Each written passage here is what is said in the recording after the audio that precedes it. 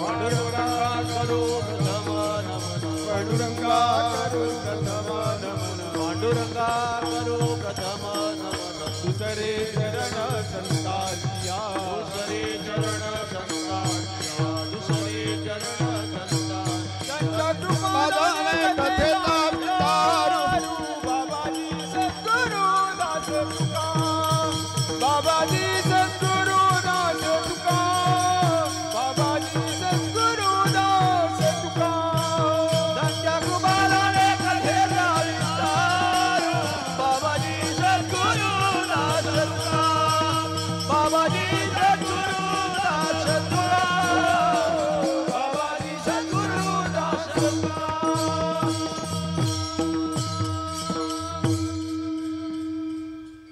विभुं वेणुनादं चरन्तं दुरन्तं स्वयं लीलया गोपवेशं ददानं गवां वृन्दकानन्दनं चारुहासं परब्रह्मलिङ्गं भजे पाण्डुरङ्गं वसुदेवसुतं देवं कंसचाणूरमर्दनं देवकी परमानन्दं कृष्णं वन्दे जगद्गुरु देवाधिदेवा जगत्त्रय जीवा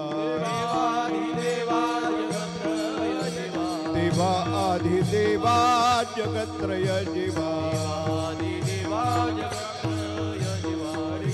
केशवा विनंती माझी हरिजी केशवा विनंती माझी हरिजी केशवा विनंती माझी हे माझी वाणी तुझे माझी वाणी तुझे वर्णी गुण नाम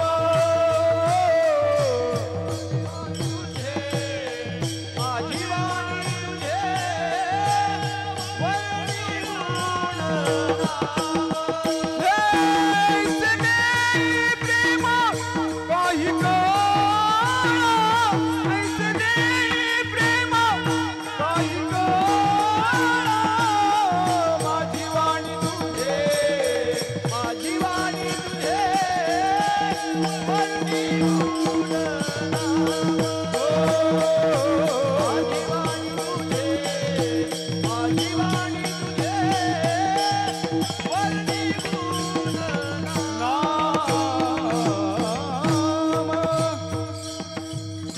पाहता गोवळी खाय त्यांची बुष्टावळी करती नामाचे चिंतन गडी कान्होबाचे ध्यान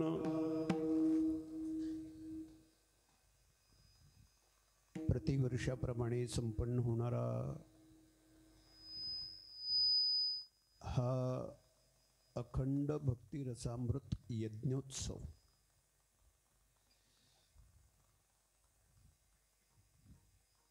याही वर्षी आनंदानं उत्साहानं संपन्न होत आहे. आपणा सर्वांचे परिचित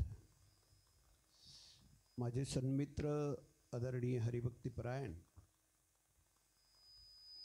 हनुमंतजी विष्णू लबडे, त्याचे सगळे बंधू, लबडे परिवार, संपूर्ण वारद ग्रामस्थ यांच्या आयोजनातून योगदानातून संपन्न होणारा हा 2-2.5 दिवसाचा नामयज्ञ नामसप्ताह. आज या उत्सवाची सांगता आपण काल्याच्या कीर्तनानं करत आहोत. काल्याच्या कीर्तन प्रसंगी भगवत सेवेसाठी निवडलेला अभंग विश्ववंद्य जगद्गुरु संत तुकाराम महाराजांचा 4 चरणाचा सगळ्यांच्या पाठामध्ये चिंतनामध्ये असणारा अभंग आहे. भगवान कृष्ण चरित्रातलं एक आश्चर्य, एक अपूर्वाई, एक नवलाई जगद्गुरु संत तुकाराम महाराज या अभंगातून आपल्या समोर मांडतायत. विठ्ठल विठ्ठल विठ्ठल विठ्ठल विठ्ठल विठ्ठल विठ्ठल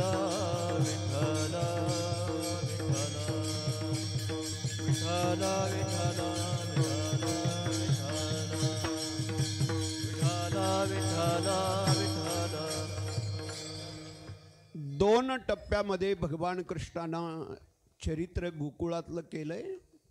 7 वर्षाच्या आतलं चरित्र आहे ते रांगतानाचं आहे आणि 7 वर्षाच्या पुढे 11.5 वर्षापर्यंत जे कार्य आहे ते गायी राखतानाचं आहे. रांगता आणि राखता ये दशे चरित्रे केले नारायणे, रांगता गोधने राखिता, रांगता गोधने राखिता हे, रांगता गोधने राखिता चरित्र केले नारायणे, रांगता गोधने राखिता हे, रांगता गोधने राखिता हे, रांगता गोधने राखिता हे. गायी राखताना आणि रांगताना अशा 2 टप्प्यात भगवान कृष्ण चरित्र काल्याच्या कीर्तनांमध्ये गायलं जातं. कृष्ण चरित्र ही एक फार मोठी नबलाई आहे. भगवान कृष्ण चरित्र हीच अपूर्वाई, हेच आश्चर्य आहे. आणि या चरित्रातलं एक आश्चर्य या अभंगामध्ये संत तुकाराम महाराज नमूद करत आहे. हा अभंग आपल्याला एक आध्यात्मिक संदेश देतोय. जगद्गुरु संत तुकाराम महाराजांचा हा अभंग आपल्याला एक सामाजिक संदेश देतोय. या अभंगातून आपल्याला विविध माध्यमातून खूप घेण्यासारखं आहे, शिकण्यासारखं आहे. प्राचीन काळापासून आपल्या देशामध्ये एक सामाजिक दरी पाहायला मिळते. लहान मोठा, गरीब श्रीमंत, स्त्री पुरुष, कनिष्ठ अकनिष्ठ,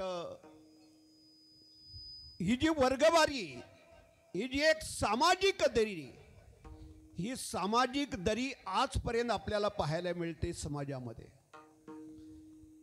ही सामाजिक दरी पहिल्यांदा दूर करण्याचं काम जर कोणी केलं असेल तर ते भगवान कृष्णाने. बघा, भारतीय संस्कृतीमध्ये काही शिष्टाचार आहे, हे भगवान कृष्णाच्या चरित्रातून आपल्याला मिळाले. भगवान कृष्णाने एक खूप चांगला संदेश आणि खूप चांगला एक शिष्टाचार आपल्याला दिलाय. आपल्याला मिळालं की ते पहिल्यांदा दुसऱ्याला द्यावं. म्हणून काला वाटू, खाऊ नये. पहिल्यांदा काला खाऊ नये, काला वाटू. वाटणे हा शिष्टाचार आहे. मी वाटणे सांगतोय, कदाचित तुम्ही वाटणे समजा. वाटणे हा एक मॅनर्स आहे, वाटणे हा एक शिष्टाचार आहे, वाटणे हा आमच्या संस्कृतीतला एक चांगला विचार आहे, एक उंचीचा विचार आहे. हे बघा, समाजामध्ये 2 विचार प्रवाहाने माणसं जगतात.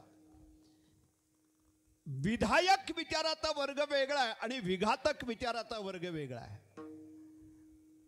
दोन्ही शब्द साम्यतादर्शक वाटतील. विधायक जगणं आणि विघातक जगणं. विघातक जास्त काळ जगण्यापेक्षा विधायक कमी आयुष्य मिळालं तरी चालेल, पण जीवन हे विधायक असावं. एखादा 100-125 वर्ष जगलाय पण विघातक, लक्षात आलं. बघा, मानवी जीवन म्हटलं की जीवनाला एक इतिहास आहे. मी त्याहीपेक्षा तो विस्ताराने विषय आपल्या समोर मांडेन. जगामध्ये ज्या ज्या ठिकाणी मानवी संस्कृती जिवंत आहे ना, ही 5 तत्वावरती, 5 गोष्टीवरती जिवंत आहे. त्याचा पहिला खांब, त्याचं पहिलं तत्व आहे तत्वज्ञान, साहित्य, कला, सदाचार आणि इतिहास. या 5 गोष्टीवरती मानवी संस्कृती जिवंत आहे. आजही बदलत्या काळामध्ये, सुधारलेल्या काळामध्ये मानवी संस्कृती काही प्रांतामध्ये लोप पावलेली, मानवी संस्कृती मेलेली आहे. आधी ते मानवी संस्कृती जिवंत आहे म्हणून हे सगळं आपण करतोय. आणि ही मानवी संस्कृती का जिवंत राहते त्यातला सगळ्यात महत्वाचा गाभा म्हणजे उत्सव आहे. म्हणून उत्सवाचं आणि माणसाचं फार जवळचं नातं आहे. उत्सवामुलं माणूस आणि माणसामुलं उत्सव. उत्सव करायला पाहिजे, टिकवायला पाहिजेत, वाढवायला पाहिजेत. उत्सवाविषयी एक चांगली प्रेरणा आपल्याकडे पाहिजे. उत्सवाविषयी आपलं एक चांगलं मत पाहिजे. पण बदलत्या काळामध्ये कदाचित मी तुम्हाला वर्तमान काळातला एक विचार आपल्या समोर मांडेन की उत्सव देखील स्वाभिमानी तत्वावरती चालायला पाहिजे. विठ्ठल विठ्ठल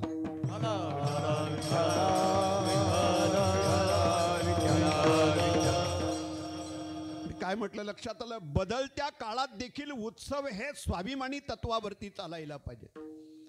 कधीतरी आपण आपल्याला प्रश्न विचारायचा, किती दिवस मागायचं, किती दिवस मागून करायचं. बरं, ज्यांच्याकडे मागायचं ती माणसं तीच आहेत, देणाऱ्यांचे हात तेच आहेत. त्यांच्याकडे काय आपणच जात नाही.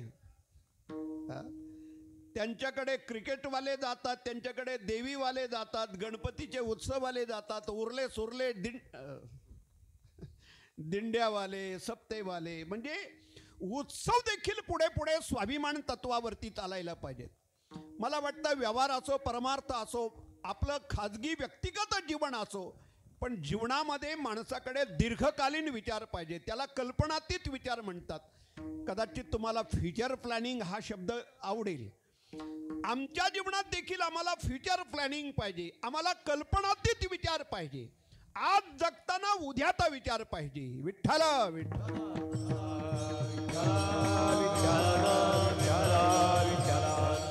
माफ करा, पण संप्रदायातला आजचा वर्ग दीर्घकालीन विचारानं जगत नाही.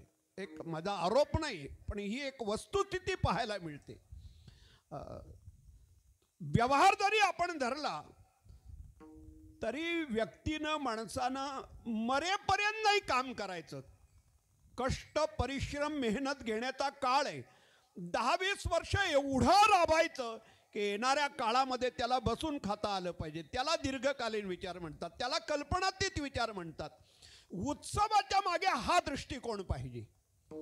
उत्सवाच्या मागे ही भावना पाहिजे, ही प्रेरणा पाहिजे. मी एकच वाक्य जाता जाता सांगेन, उत्सवानेच उत्सव केला पाहिजे. विठ्ठल विठ्ठल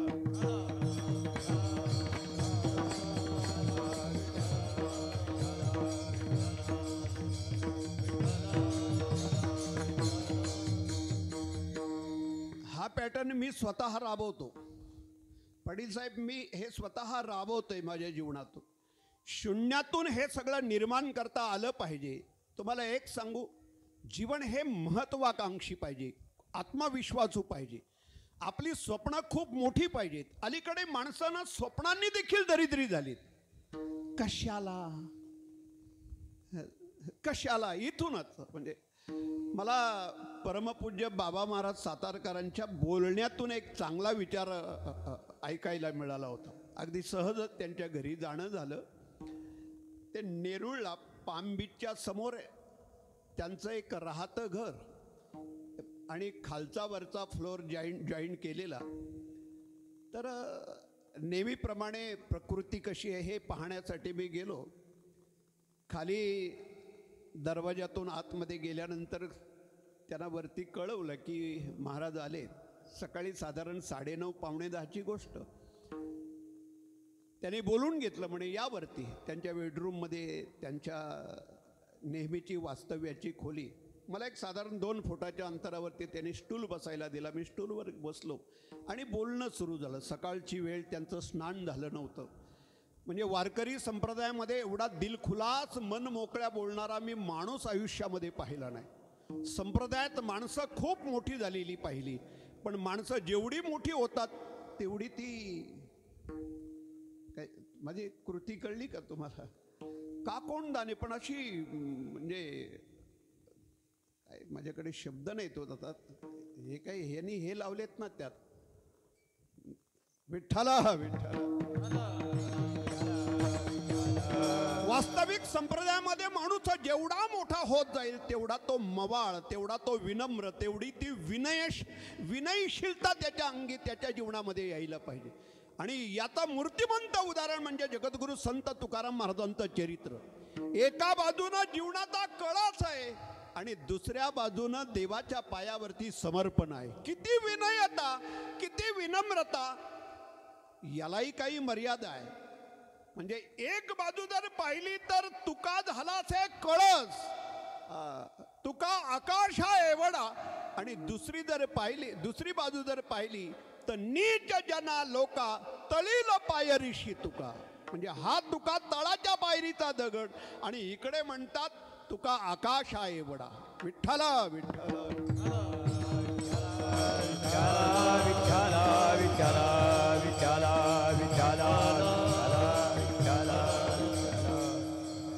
आमचं बोलणं सुरू झालं आणि बोलता बोलता 1.5-2 तास गप्पा, अगदी मन मोकळ्या ते सगळं सांगत होते. साताऱ्याला 200 एकर जमीन आहे वगैरे असं हे बोलणं चाललंय. आणि बोलता बोलता त्यांनी सांगितलं रस्त्याच्या पलीकडे 5 कोटीचं मंदिर बांधायला घेतलंय, पांडुरंगाचं मंदिर आहे. पुढच्या महिन्यामध्ये प्राणप्रतिष्ठा मंदिराचा सोहळा आहे, तर तुम्ही त्या कार्यक्रमाला या.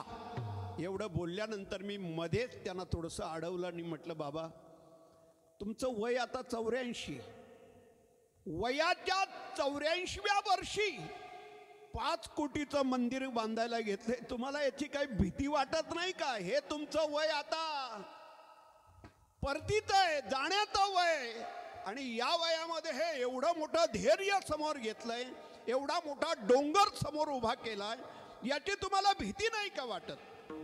त्या भल्या माणसानं, त्या देव माणसानं एका सहजपणे एक उत्तर दिलं, अहो त्यात तो करून घेल, मी कोण करणार आहे? देव देवाचं करून घेईल. त्या दिवशी मला कळलं माणसं जीवनामध्ये मोठी का होतात. हे सगळं मी करेन म्हटलं का तिथं प्रतिबंध होतात, त्यात तो करून घेल म्हटल्यानंतर ते करून घेतो. विठ्ठला विठ्ठल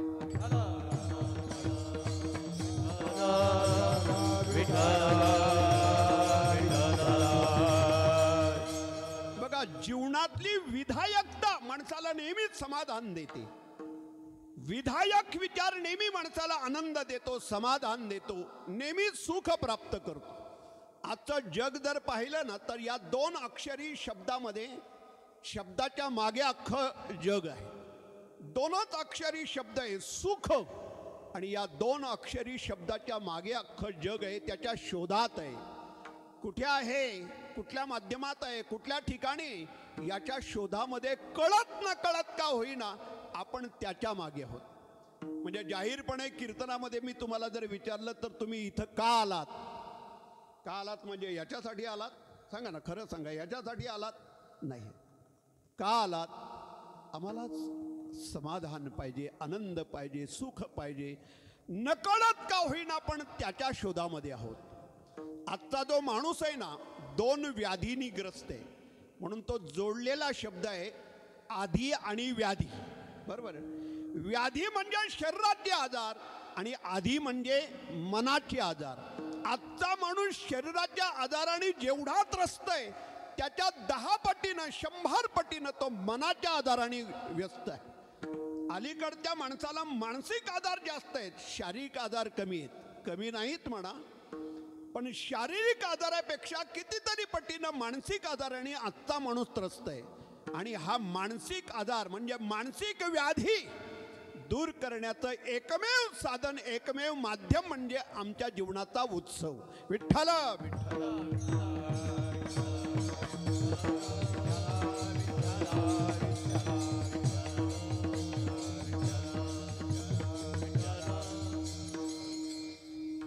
येणाऱ्या काळामध्ये ज्या वेळेला 25 वर्ष 50 वर्ष जातील ना, त्यावेळेला या कुटुंबातली पुढची पिढी, बरोबर आहे, या कुटुंबाची पुढची पिढी, मुलांची पिढी, नातवांची पिढी, पतवंडांची पिढी, म्हणजे ही पुढची पिढी येणाऱ्या पुढच्या काळामध्ये हा उत्सव आमच्या वडिलांनी सुरू केला, हा उत्सव आमच्या आजोबांनी सुरू केला. हा जीवनाचा इतिहास आहे. लक्षात आलं? आपण सगळे याहीपेक्षा खूप समजूतदार आहात. किती शिल्लक आहेत, किती डिपॉझिट आहेत, किती बॅलन्स आहेत, याचा इतिहास नाही लिहिला जात. पण आयुष्यामध्ये हाताने जर एखादं मोठं कर्म मोठं कार्य झालं तो आपल्या जीवनाच्या मागे शिल्लक राहतो, तो इतिहास शिल्लक राहतो. येणाऱ्या काळामध्ये यांची मुलं, यांची नातवंड, यांना एक पुढे आदर्श आणि एक मोठा इतिहास उभा राहील. हे आमच्या पूर्वजांनी सुरू केलं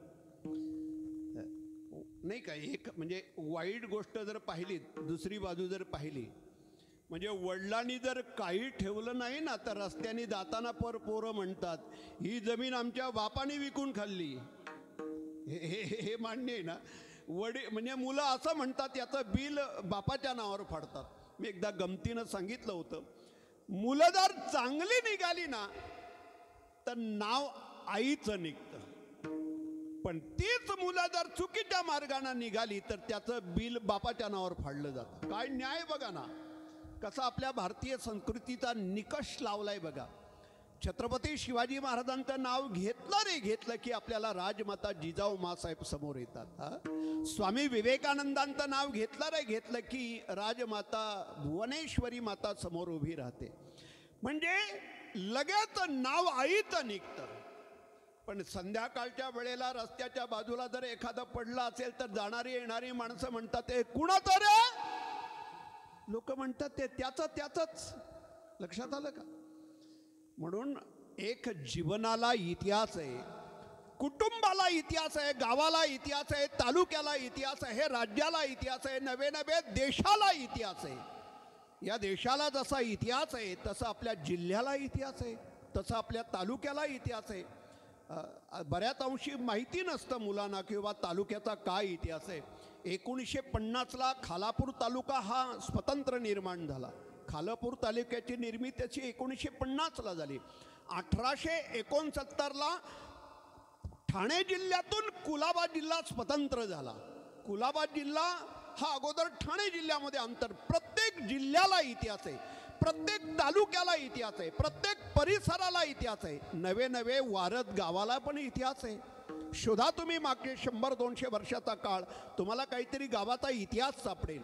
आणि हे शोधताना आपल्या कुटुंबाचा इतिहास शोधा. ज्या दिवशी कुटुंबाचा इतिहास लिहिला जातो त्या दिवशी त्या इतिहासामध्ये पहिली नोंद होते आमच्या हातून जे झालेलं कार्य, घडलेलं कार्य, हा या लबडे परिवाराचा इतिहास आहे. विठ्ठला विठ्ठला.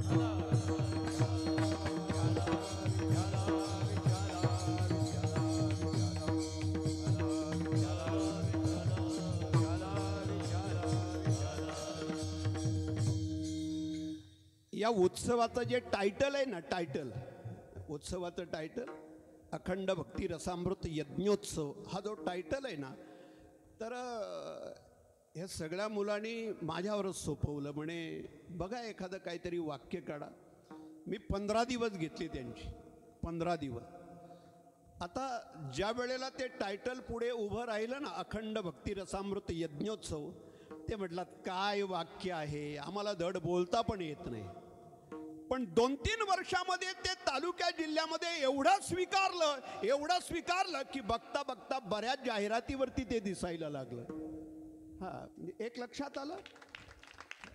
आपण एखादी गोष्ट करतो ती हळूहळू ढाळे पण अनेकांनी स्वीकारणं, हेच उत्सवाचं आणि भक्ती रसामृत यज्ञोत्सवाचं यश समजायचं. विठ्ठला विठ्ठला.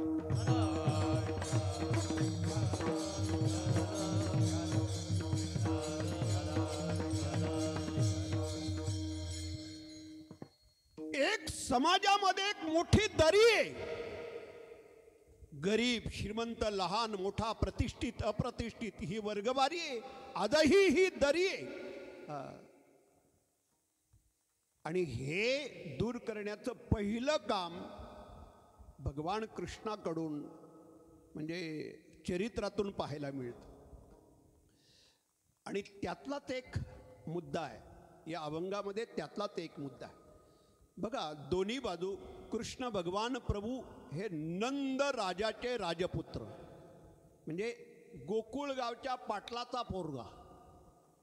त्यांनी त्या वैभवामध्ये जगायचंय, त्या राजशाहीमध्ये, राजथाटामध्ये, राजवैभवामध्ये त्यांनी जगायचं. आणि बाकी गवळ्याची पोरं ही गावंढळ गवळ्यांची पोरं आहे. जर निकष लावला ना आपण निकष, तर या गवळ्यांच्या मुलामध्ये कुठलीच गोष्ट अशी नाही की ती सांगण्यासारखी. म्हणजे ते परिस्थितीने सामान्य आहेत. कपड्याचा निकष लावला तर त्यांना धड कपडे नाहीत. इकडे हा राजवैभवामध्ये जगतोय. बरं, खाण्याचा निकष लावला तर गावंढळ गवळ्यांची पोरं वेळेवर कधी असेल नसेल. म्हणजे बघा, आजही समाजामध्ये खाण्याचा निकष लावला तर मोठी माणसं मोठ्या राजशाही थाटामध्ये जगतात. कपड्याचा निकष लावला तर कपड्याचाही निकष तोही थर आपल्यामध्ये दिसून येतो. म्हणजे परिस्थितीचा निकष लावला तर हे सामान्य परिस्थितीमध्ये, हे असामान्य परिस्थितीमध्ये. आणि असं असताना तो कृष्ण भगवान परमात्मा त्या गोपाळांच्या मध्ये अहोरात्र सदान कदा, म्हणजे गोपाळ कृष्णाच्या संगतीमध्ये आणि कृष्ण भगवान त्या गोपाळांच्या सोबत. तुझी ये संगती झाली आमोठी निश्चिंती झाली, आमोठी निश्चिंती झाली, तुझी संगती झाली अवघी गती, झाली अवघी गती, झाली अवघी. तुझी संगती झाली आमोची निश्चिंती, झाली आमोची निश्चिंती, झाली आमोची निश्चिंती. हो तुझी संगती झाली आमोची गती, झाली आमोची गती, झाली आमोची गती.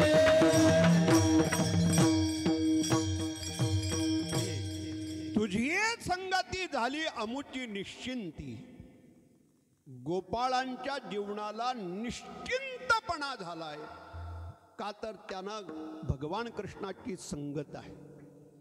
आमचं जीवन निश्चिंत होत नाही. बघा, संप्रदायामध्ये जेवढा प्रवास होईल ना, जेवढे दिवस, जेवढे वर्ष, जेवढा काळ जाईल तसं जीवन निश्चिंत बनायला पाहिजे. पण जेवढा प्रवास होतोय तेवढं जीवन आमचं चिंताग्रस्त होतं, निश्चिंत होत नाही. हे तुकाराम महाराजांनी बोलावं. आता निश्चिंतीने त्यांच्या वाणीला शोभतंय ते. आपण कदाचित फक्त प्रमाण ते अभंग भजना कीर्तनामध्ये बोलतोय, यादसाठी केला होता अट्टहास आणि मग आता निश्चिंतीने पावलो विसावा. आमच्या जीवनाला निश्चिंतता काय मिळत नाही. संत तुकाराम महाराजांनी त्याचं फार छान कारण सांगितले. बघा, छान कारण सांगितले. ते म्हणतात, माझं जीवन निश्चिंत झालं त्याला एकच कारण आहे, कुंडलिया धावा कृष्णेची, कुंडलिया धावा कृष्णेची, कुंडलिया धावा कृष्णेची, कुंडलिया धावा.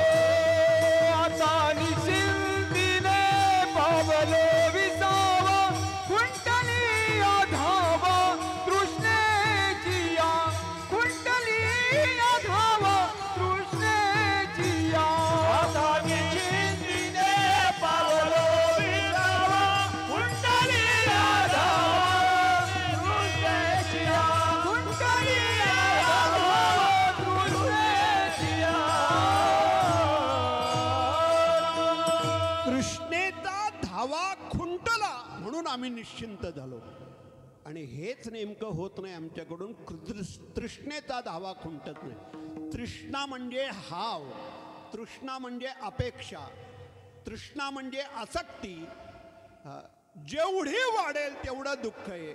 आमचा तृष्णेचा धाव खुंटला, खुंटली या धावा तृष्णेची, म्हणून आम्ही निश्चिंत झालो. म्हणून जसा प्रवास होईल ना संप्रदायामध्ये, अध्यात्मामध्ये, जेवढा आमचा प्रवास होईल तेवढी तृष्णेला खुंटा बसला पाहिजे. आमचं नेमकं उलट आहे. जसं वय वाढेल तशी हाव वाढते, बरोबर आहे ना. जसं वय वाढेल तशी आसक्ती वाढते. भगवान कृष्णाच्या चरित्रातून हे शिकायचं आम्हाला. 11.5 वर्ष गोकुळामध्ये राहिले.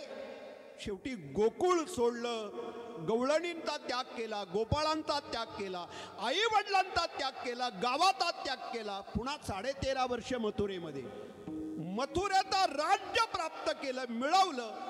पण त्या राज्यावरती भगवान कृष्ण बसले नाहीत, त्या राज्याचा त्याग केला. बघा ना काय न्याय. त्याच्यानंतर 100 वर्ष द्वारकेत राहिले. शेवटी 125 वर्षानंतर द्वारकेचाही त्याग केला. अर्जुनाला बोलून घेतलं, उद्धवाला बोलून घेतलं. उद्धव हा निर्गुण भक्त आहे, अर्जुन हा सगुण भक्त आहे. अर्जुनावर जबाबदारी टाकली, उद्धवावर जबाबदारी टाकली आणि निजधामाला निघालो. शेवटी 100 वर्षानंतर द्वारकेचाही त्याग केला. आम्ही हे शिकायचं, हे भगवान कृष्णानं शेवटपर्यंत सोडलंय आणि आम्ही शेवटपर्यंत सगळं धरलंय, पकडलंय. म्हणजे का आम्हाला निश्चिंतपणा प्राप्त होत नाही? ज्या 2 अक्षराच्या शोधामध्ये आम्ही आयुष्य घालवतोय, का बरं आम्हाला हे मिळत नाही? आनंद, समाधान, आमचं जीवन दिवसेंदिवस असं स्वच्छंदी का बनत नाही? आम्ही मानसिक आजाराने का ग्रस्त आहोत? याचं कधीतरी आत्मचिंतन आम्हाला अध्यात्मामध्ये आमच्या जीवनामध्ये करता आलं पाहिजे. आपण आपलं आत्मचिंतन आपण नाही करायचं तर कुणी करायचं? तुम्हाला एक व्यवहारातलं वाक्य सांगतो.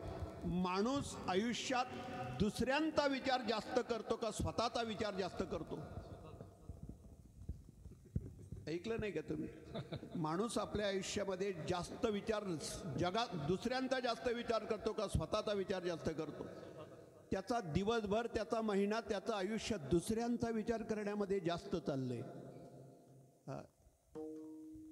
आमचा परमार्थ, आमचा विचार करण्यामध्ये आम्ही फक्त बोलतोय, आपुली आपण हे फक्त बोलतोय, पण आम्ही आमचं आत्मचिंतन करत नाही. आम्ही आमच्यामध्ये डोकावून पाहत नाही. आम्ही आम्हाला ओळखत नाही. आम्ही कधीतरी आम्हाला शोधायला पाहिजे, आमचा परिचय आम्ही करून घ्यायला पाहिजे. आम्ही दुसऱ्यांना ओळखायचा प्रयत्न करतोय, पण आपण आपल्याला कधी ओळखणार? विठ्ठल विठ्ठल. मला ते एका महात्म्यांचं वाक्य मला फार आवडतं. तूच आहेस तुझ्या जीवनाचा शिल्पकार. आपणच आपल्या जीवनाचे शिल्पकार आहोत. आपण आपल्याला डेव्हलप करू शकतो. स्वतःला डेव्हलप करायचं आहे. मी व्यवहारातलं नाही सांगत, अध्यात्मामध्ये. आता ते बऱ्याच वेळा ही मुलं आहेत ना, 2 दिवसांनी, 4 दिवसांनी, 8 दिवसांनी अशा तक्रारी घेऊन येतात. एक प्रवचन पाहिजे होतं, एक व्याख्यान पाहिजे होतं. म्हणजे किती ऐत खाऊ झालीत बघा मुलं आता. त्यांना लिहून पाहिजे, त्यांना सगळं 2 पेजवरती लिहून पाहिजे. मला स्वामी विवेकानंदावरती बोलायचं आहे, संभाजी महाराजांच्यावरती बोलायचं आहे. हा ऐत खाऊपणा जर जीवनात इथून सुरू झाला ना, त्यांना स्वबळावरती जीवन जगायला पाहिजे. त्यांनी स्वतःचं शोधलं पाहिजे. तुम्ही पुस्तकांचा ढिगारा उपसा, लायब्ररी असेल, ग्रंथालय असेल, म्हणजे तिथे वेळ घालवायला पाहिजे. आपण आपलाच शोधायला पाहिजे. आयतं खाण्याची सवय लागली की ती आयुष्यामध्ये शेवटपर्यंत हानिकारक आहे, नुकसानकारक आहे. आपण आपलंच डेव्हलप केलं पाहिजे. आपणच आपल्याला बनवलं पाहिजे, कारण आपल्या जीवनाचे आपण शिल्पकार आहोत. विठ्ठल विठ्ठल विठ्ठल.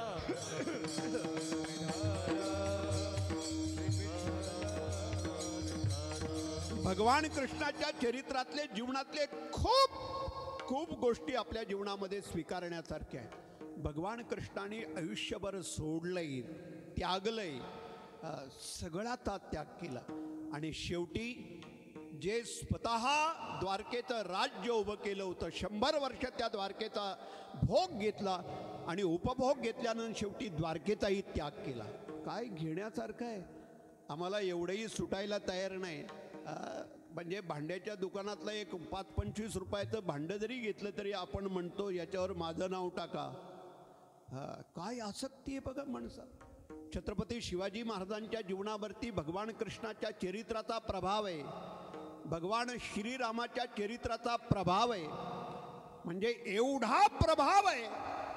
स्वतंत्र मराठांचं राज्य निर्माण केलं, पण कुठल्याही गड किल्ल्यावरती स्वतःचं नाव आईची कृपा, वडिलांची कृपा, हे माझं असं कुठेही कुठल्या गडकिल्ल्यावरती नाव टाकलं नाही. हा कृष्ण चरित्राचा प्रभाव आहे. विठ्ठल विठ्ठल.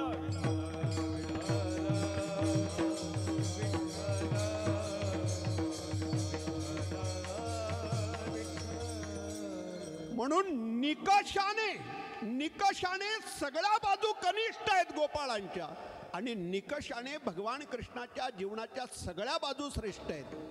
मग कसं जमलं? गोपाळांची आणि कृष्णाची मैत्री कशी जमली? साधारणपणे मानसशास्त्राचा सिद्धांत असा आहे, मैत्री, दोस्ती ही समविचाराची जुळते. म्हणजे एखाद्या विचाराची उंची असेल ना, त्याच उंचीची माणसं एकमेकाशी बोलतात, मन मोकळ्या गप्पा करतात. कारण त्यांच्या विचाराची उंची आणि यांच्या विचाराची उंची, विचाराच्या उंचीने माणसं जवळ येतात. तुम्हाला माहिती आहे, आमची महाराज मंडळी एक उदाहरण सांगतात, सजन को सजन मिला होगी दो दो बात, आणि गधे को गधा मिला तो. म्हणजे लक्षात आलं का? म्हणजे विचाराच्या उंचीनं मैत्री जुळते. समविचाराची माणसं लवकर जवळ येतात. आणखीन सांगू, समव्यसनाची माणसं लवकर जवळ येतात. दोस्ती पण समव्यसनातून जुळते. शक्यतो मळणारा फुंकणाराकडे जाणार नाही. काय वाटतं तुम्हाला? कारण समव्यसनाची माणसं, समविचाराची माणसं. आता ही परिस्थिती पाहिली, म्हणजे सोयऱ्या धायऱ्याचं नातं जोडताना देखील माणसं आपल्या उंचीचा सोयरा पाहतात. अरे गोरगरिबाच्या घरी कोण जाणार आहे? दुर्बळाची कन्या, असं कधी घडेल का? अपवाद काही असतो, पण सोयर संबंधाचं नातं जोडताना देखील माणूस आपल्या उंचीचा सोयरा पाहतो. म्हणजे हा सोयरा आपली सोय करेल का? हा सोयरा आपली सोय करेल का? सोय करेल तो. म्हणजे या नात्यानं, या उंचीनं माणसं शोधत असतात. इकडे एवढी तफावत आहे, एवढी दरी आहे. कृष्ण भगवान निकषाने सगळ्याच बाजूनं उंच, आणि निकषाने गोपाळ सगळ्याच बाजूनं कनिष्ठ. मग कसं काय बरं? आणि निकष लावता लावता तो नेमका आहारावरती निकष आला, खाण्यावरती निकष आला. सर्वसामान्य माणसं सर्वसामान्य परिस्थितीतलं खातात. मोठी माणसं मोठ्यांच्या राजवैभवामध्ये खातात. शेवटी खाण्याचाही निकष. पण या जगामध्ये भगवान कृष्णाने दाखवून दिलं, आम्हाला एक मोठा आदर्श ठेवला. कृष्ण भगवान नंद राजाचा राजपुत्र जरी असला तर गावंढळ गवळ्यांच्या घरचं, त्यांच्या जवळचं खायचं, नवे नवे त्यांचा उष्ट खायचा. हे वर्तमान स्थितीमध्ये संत तुकाराम महाराजांनी पाहिलं, आणि मग जगासमोर हे आश्चर्य व्यक्त केलं. आपल्या भुवयावरती केल्या. नवल वाटलं, अपूर्वाई वाटली, आश्चर्य वाटलं. हे आजपर्यंत कुठं पाहायला मिळालं नाही. जगद्गुरु तुकाराम महाराजांना कृष्ण चरित्रातलं आणि गोपाळांचं वाटलेलं आश्चर्य आज महाराज व्यक्त करतायत ते अभंगाच्या पहिल्या चरणामध्ये. पाहता गवळी, पाहता गोवळी, पाहता गोवळी, पाहता गोवळी, पाहता गोवळी, पाहता गोवळी, पाहता गोवळी, पाहता गोवळी, पाहता गोवळी, पाहता गोवळी,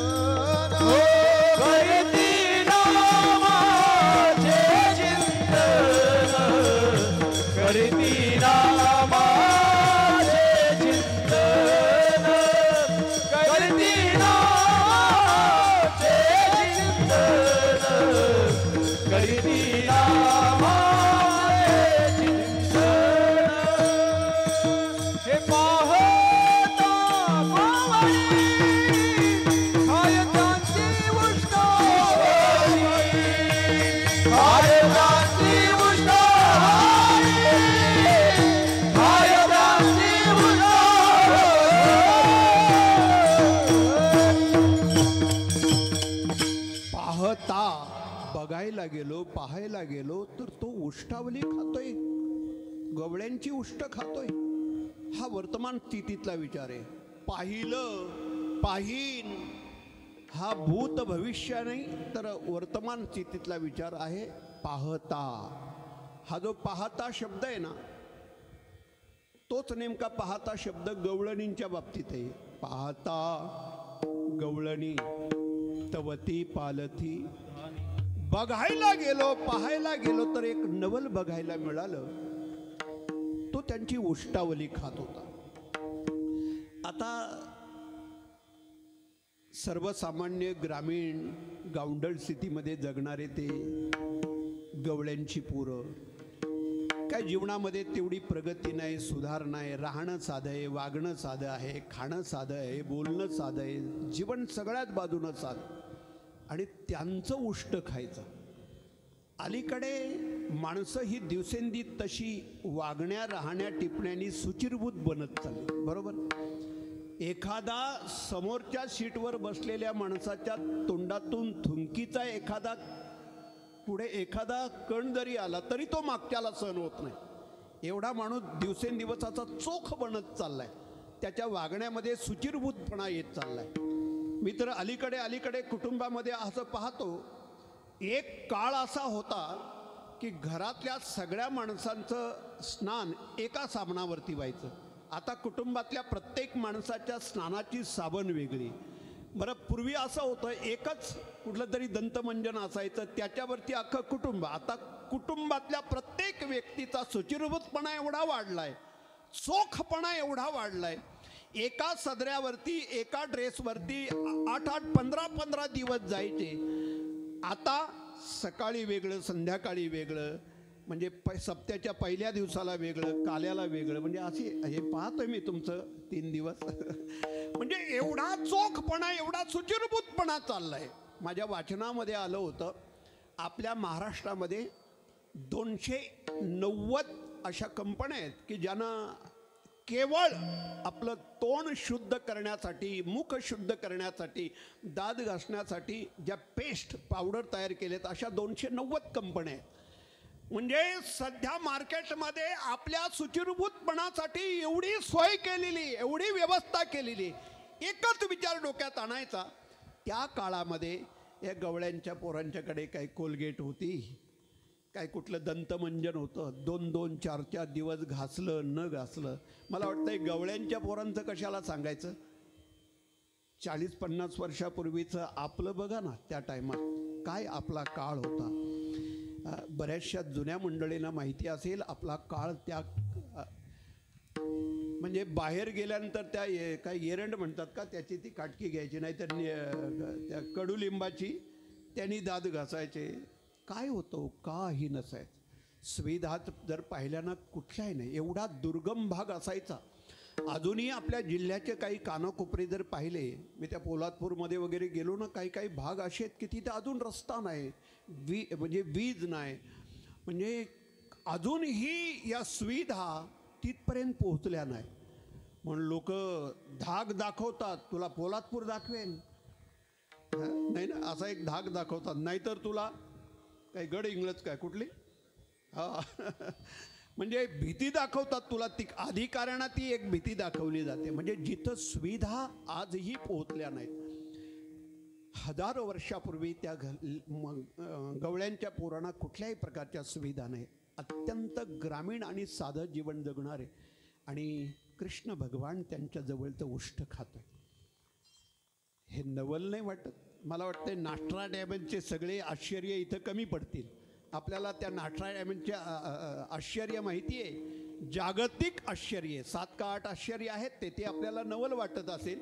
पण भगवान कृष्णाचं या देशातलं, आमच्या या भारतवर्षातलं हे सगळ्यात मोठं नवल आणि सगळ्यात मोठं आश्चर्य आहे. त्यानं केलं काय, ही एक सामाजिक दरी आहे, याचं उच्चाटन केलं.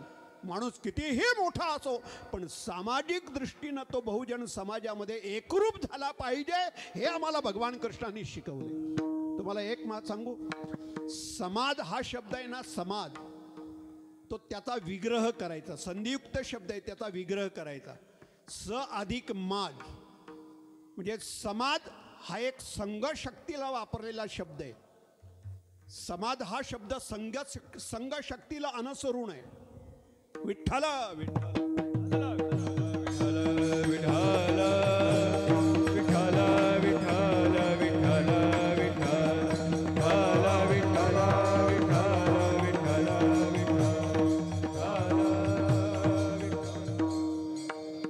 समाज हा एक संघ शक्तीचा शब्द आहे.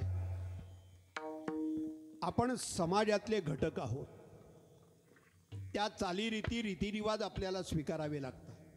तुम्हाला माहिती आहे, समाजाला ज्यांनी नाकारलं समाजाने त्याला नाकारलं.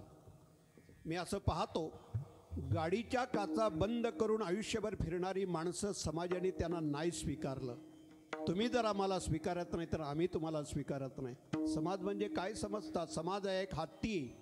समाजरूपी हत्तीनं जर ठरवलं तर एखाद्या तळागाळामध्ये पडलेल्या माणसाला सोंडेनी उचलेल आणि ऐरावतामध्ये एखाद्या अंबारीमध्ये नेऊन बसवेल. पण समाजरूपी हत्ती जर पिसाळला, समाजरूपी हत्ती जर बिघडला, एखाद्या पदार्थ माणसाला तिकडून उचलेल आणि पायाखाली गेले. समाजरूपी हत्ती. म्हणून समाजरूपी हत्ती समोर नेहमी विनम्र राहावं लागतं. नेहमी आपण हात जोडून राहावं लागतं. मी का हा सामाजिक विषय आपल्या समोर मांडतो? म्हणून तो संधियुक्त शब्द आहे की उतरवण्याची क्षमता ज्याच्यात आहे. काय काय उतरवण्याची क्षमता ज्याच्यामध्ये आहे त्याला समाज म्हणतात. विठ्ठल विठ्ठल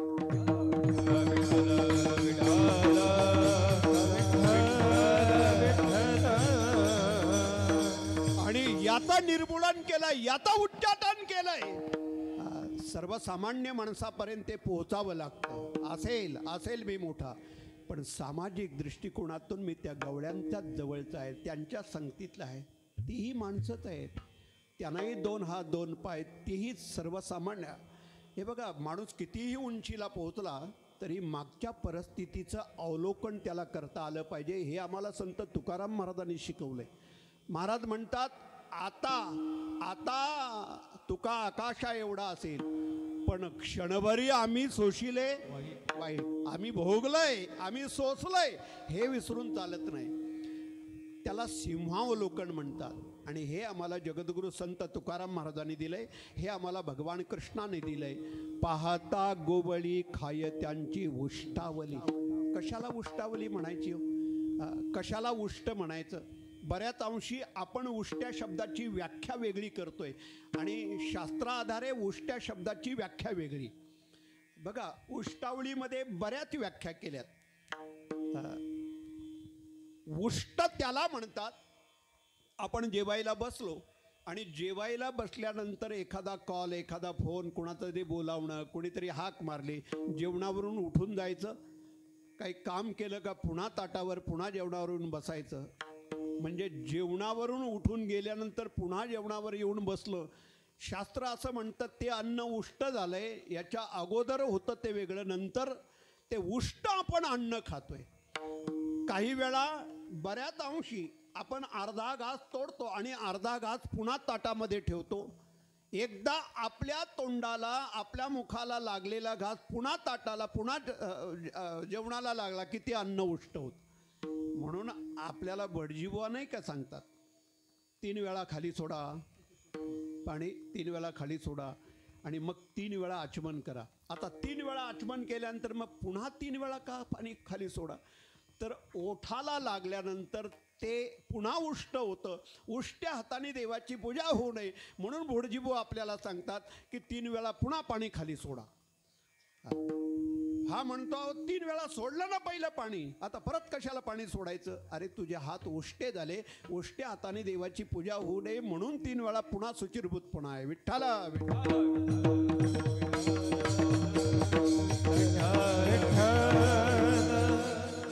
शेजारच्या माणसाचा पात्रातला एखादा पदार्थ आपण आपल्या पात्रामध्ये घेणं, त्याही वेळेला आपलं पात्र उष्ट होतं. हे उष्टावळीच्या व्याख्या.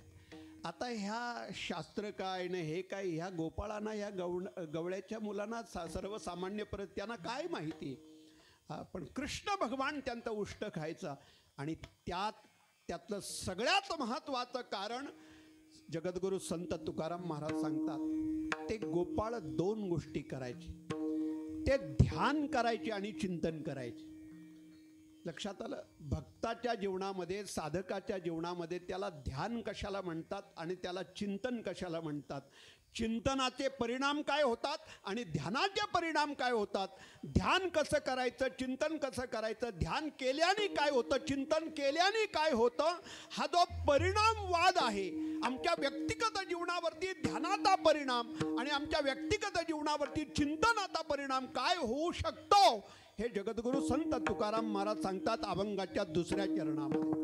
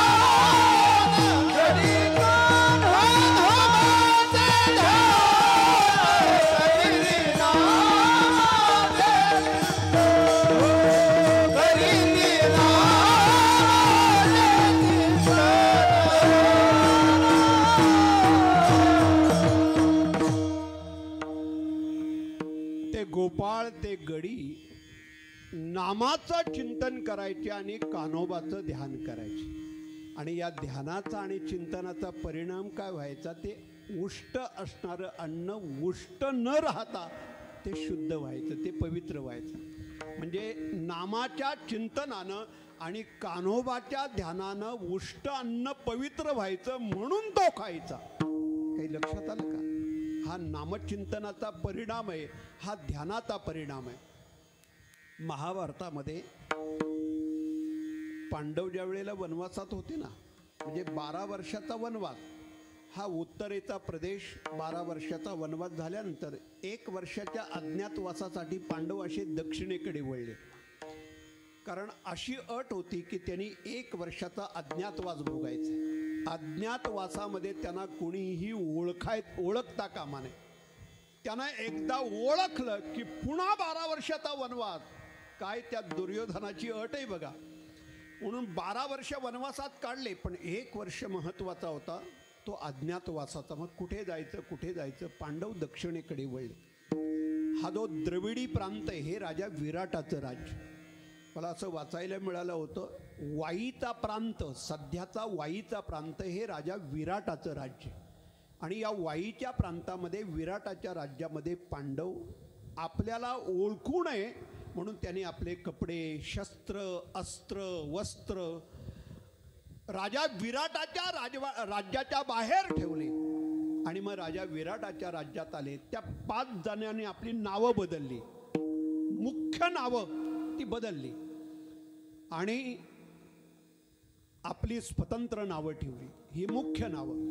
नंतर आपापसामध्ये एकमेकाला ओळखण्यासाठी आणखीन 5 नावं ठेवली, बदलली, 10 नावं. आता याच्यामध्ये कामाची विभाग नाही. राजा विराटाच्या राज्यात आल्यानंतर कुणी काय काम करायचं, कुणी काम करायचं.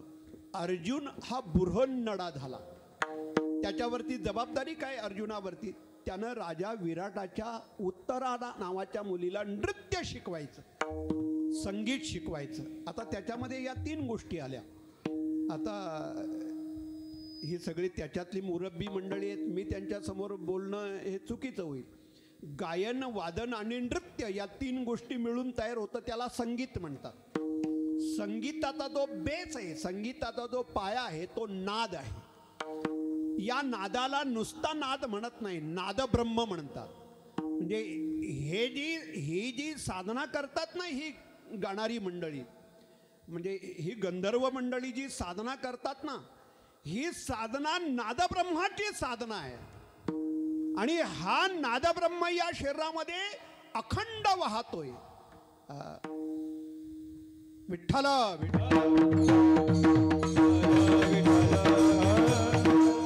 अनुहत नाद वाहे सकळा पिंडी. या पिंडामध्ये तो अनुहत नावाचा नाद हा अखंड वाहतोय. ही नामाची उपासना आहे, नादाची उपासना आहे, ही नामाची साधना आहे. हे जे नाद आहे या नादामध्ये दोन प्रकार आहेत, एक अनुहत नाद आणि एक आहत नाद. आहत आणि अनुहत असे दोन प्रकारचे नाद. आता शाहीपणावरती एक विशिष्ट प्रकारची चाट मारली, थापका चाट, थापका म्हणजे मी चाट काय नाही, थापच्यातला मला अजून फरक माहिती नाही. ती थाप मारली का त्याच्यातला जो नाद ऐकायला येतो त्याला आहत नाद म्हणतात. हा आहत नाद आहे. बघा ना, आहत नाद पण म्हणजे मंदिरात जाताना घंटानाद का करायचा, त्या घंटानादाच्या लहरी आहेत ना, ते आपलं जीवन पवित्र करतं. हा नादाचा परिणाम आहे. हा म्हणून ही सत्वगुणी वाद्य आहेत. वीणा, पखवाद हे सत्वगुणी वाद्य आहेत. म्हणजे सत्वगुण आपल्यामध्ये निर्माण करतात. काही वाद्य वाजवल्यानंतर तमोगुण तयार होतो. बरोबर आहे की ना? हा म्हणजे न हलणारा देखील हलतो. कधी? तो ताशा वाजल्यावर. कधी हल्ला नाही तो पण ढुंगण हलवतोय. त्याला कारण आहे ते वाद्यच तसं आहे, ते तमोगुणी, आपल्यातला तमोगुण जागा करतो. हे का? लावणी, मृदंग, श्रुती, टाळ हे माणसामध्ये सत्वगुण निर्माण करतो. आणि हा जो वाद्यातला नाद आहे तो आहत नाद आहे. पण याच्या पुढचा एक नाद आहे, अनुहत वाजती टाळ, अनुक्षीरगीत रसाळ, अनुभव तन्मय सकळ, नामा म्हणे केशव कृपाळ उगा, किंवा अनुहत ध्वनी नाद, अनुहत ध्वनी,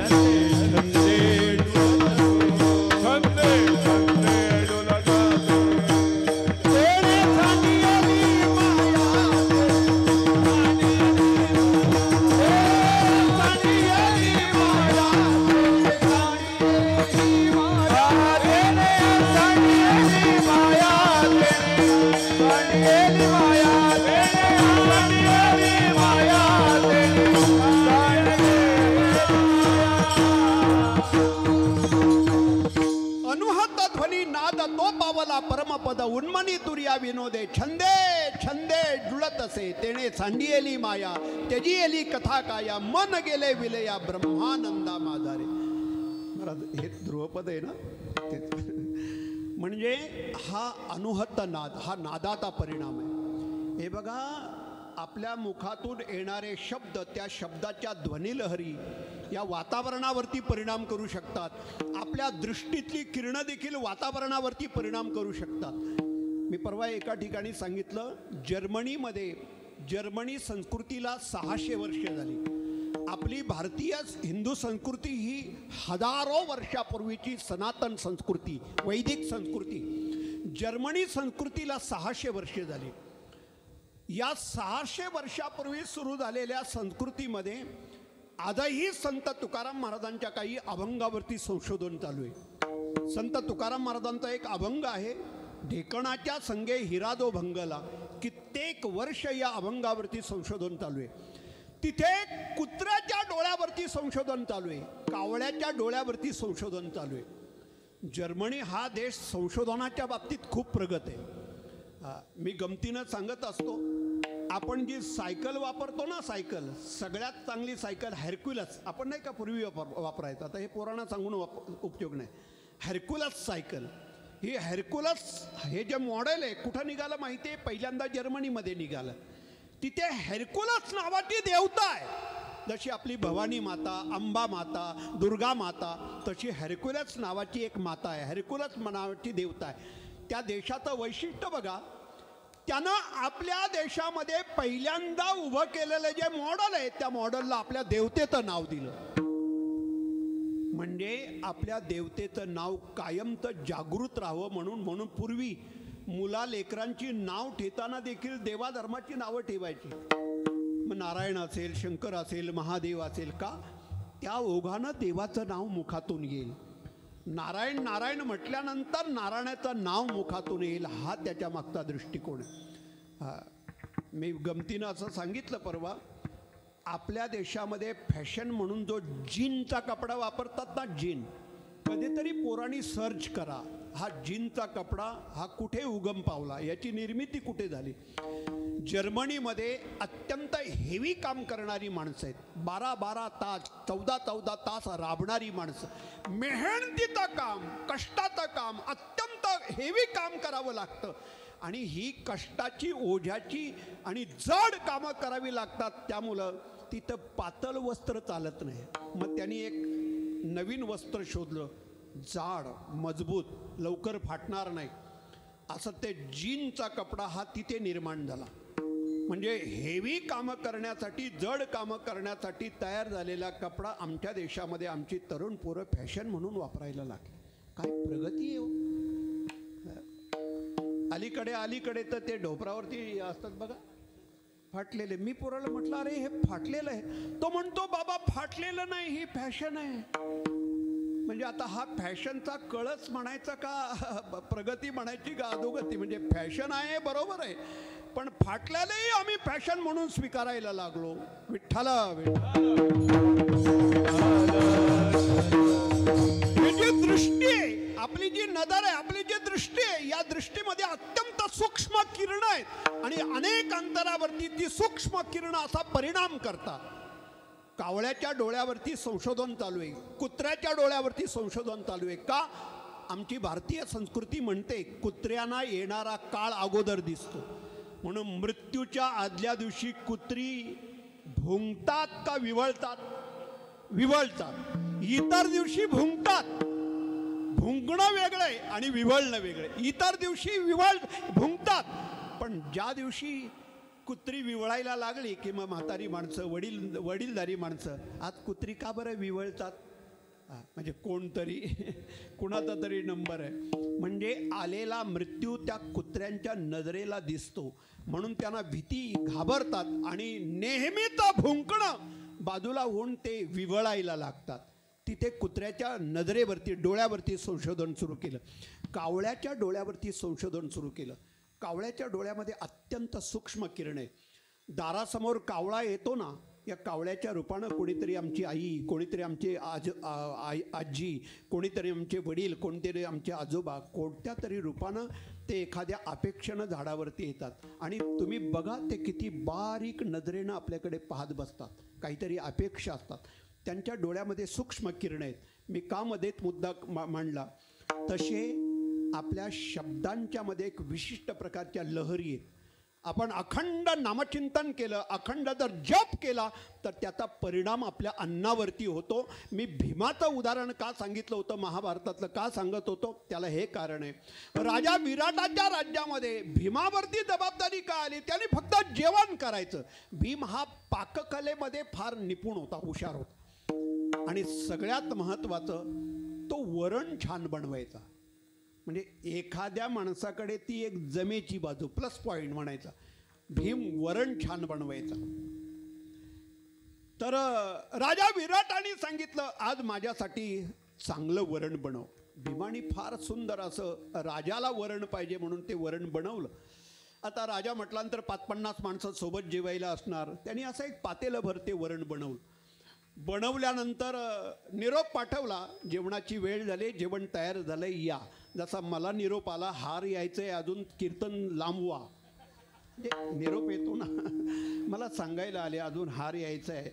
मग एवढ्या लवकर तुम्ही कशाला हार घेता, अजून वय आहे तुमचं, एवढ्या लवकर हार घेऊ नका, असं तो म्हणत होतो. हो विठ्ठल विठ्ठल.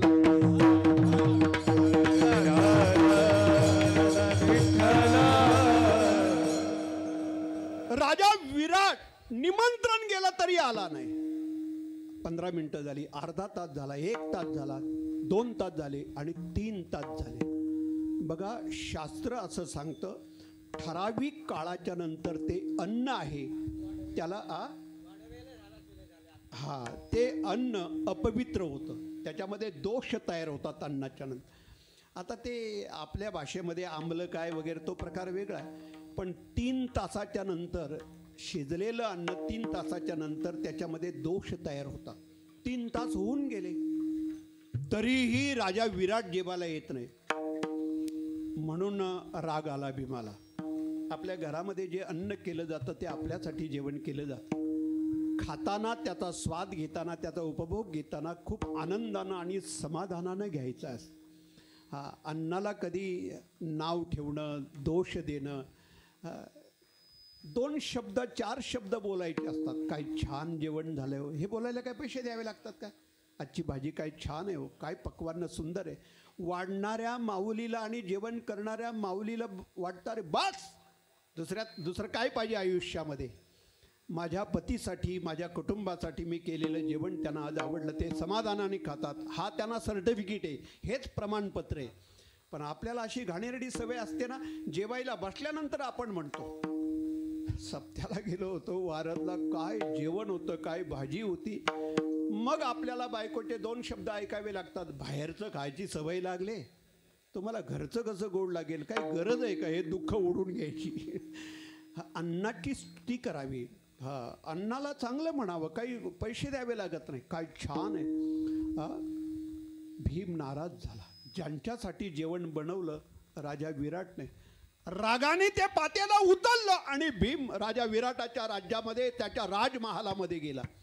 राजमहालामध्ये जाऊन पाहतोय राजा विराट कुठे आहेत, नाही इथं. आणि मग रागाने ते वरणाचं पातेलं होतं, त्या राजवाड्याचा एक मोठा खांब होता, त्या सुक्या खांबावरती ते वरण ओतलं आणि हे वरण, हे अन्न त्या सुकलेल्या खांबावरती, राजवाड्याच्या खांबावरती ओतलं. काही वेळानं त्या राजवाड्याच्या सुकलेल्या लाकडी खांबाला अशी हिरवी पालवी फुटायला लागली. अन्नाचा परिणाम सांगतोय. अन्न म्हणजे साधी गोष्ट नाही, अन्नामध्ये एवढा परिणाम आहे, एवढी ताकद आहे, एवढं सामर्थ्य आहे. आणि आपल्या बुद्धीवरती आपण सेवन करतो, खातो त्या अन्नाचा परिणाम. विठ्ठल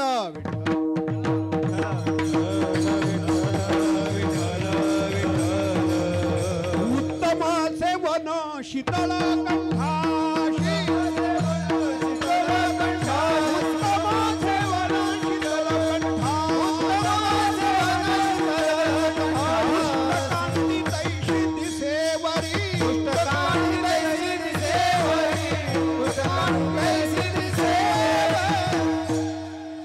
आहाराचा, या अन्नाचा परिणाम आपल्या विचारावरती, आपल्या बुद्धीवरती याचाच परिणाम होतो.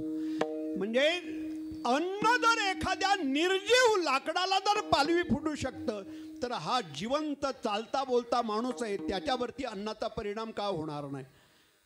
म्हणून गडी म्हणजे ते सगळे गोपाळ, कृष्णाचे सोबती सवंगडी, हे अखंड भगवान कृष्णाचं गोपाळात ध्यान करायचे आणि नामाचं चिंतन करायचे. नामाच्या चिंतनानं ते तोंडातलं उष्ट अन्न हे पवित्र व्हायचं आणि मग भगवान कृष्ण मिटक्या मारून त्या गोपाळांच्या ताटातलं, त्यांच्या जवळचं उष्ट अन्न खायचं.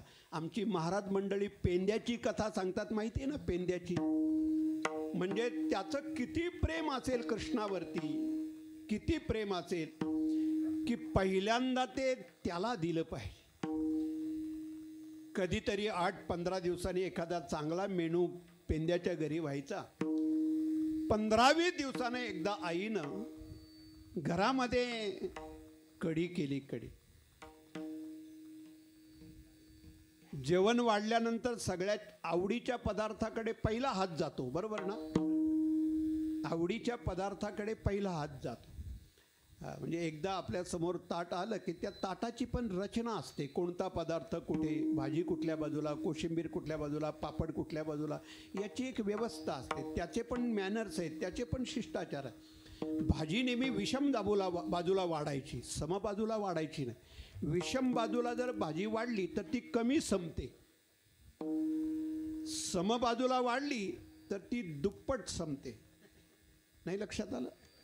सम म्हणजे हाताशी जर असेल ना तर ती पुढचा भाजीवाला लांब दिसला का ती आली लोटली भातात, असं आहे. म्हणून ती विषम बाजूला मुद्दाम वाढायची, असं म्हणजे ती कमी संपते. एक आहाराचं पण तसं आहे. विठ्ठला विठ्ठला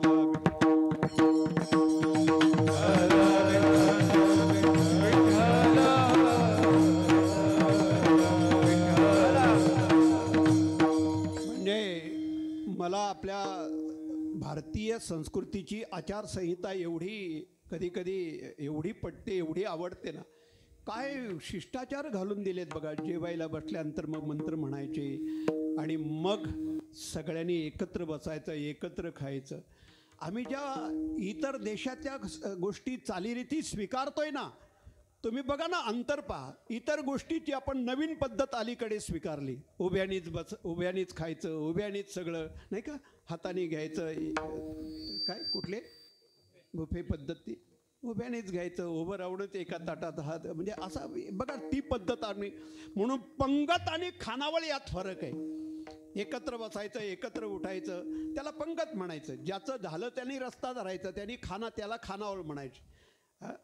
बघा, पंक्तीमध्ये कोणीतरी भगिनी आनंदानं वाढत असते. थोडी पोळी घ्या, भाजी घ्या, भाकरी घ्या. तुम्ही काय नेहमी येता का?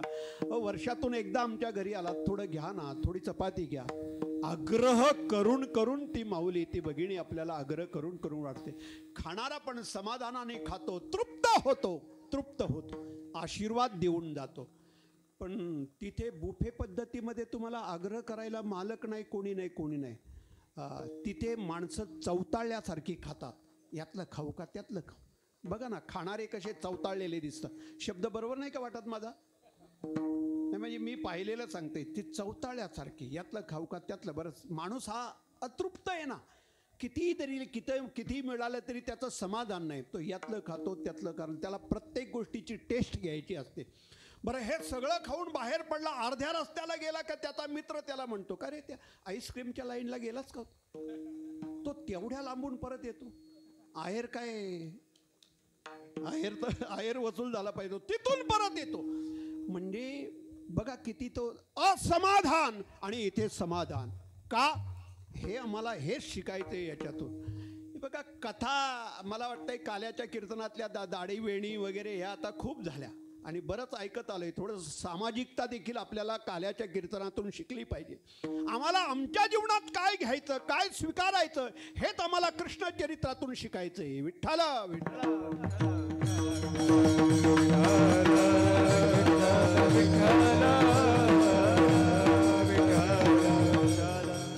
मला वाटतं कीर्तनामध्ये वास्तवतावाद